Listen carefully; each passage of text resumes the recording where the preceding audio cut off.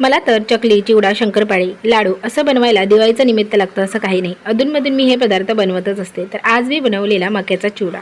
तर last time मी दिवाळीला मक्याचा चिवडा बनवला होता. त्यावेळी मी तुम्हाला त्याच्या भरपूर अशा टिप्स सांगितल्या होत्या. तर आजही मी थोडक्यात तुम्हाला काही टिप्स सांगणार आहे. तर मक्याचा चिवडा ज्यावेळी आपण तळतो त्यावेळी तो डायरेक्ट कढईमध्ये टाकताना जर अशा प्रकारचा झारा असेल तर झाऱ्यामध्ये टाकायचं आणि तळून घ्यायचं. त्या अगोदर सगळ्यात महत्त्वाची गोष्ट ती म्हणजे तेल कडकडीत गरम पाहिजे. आता बघू शकता मी कसं तळून घेते.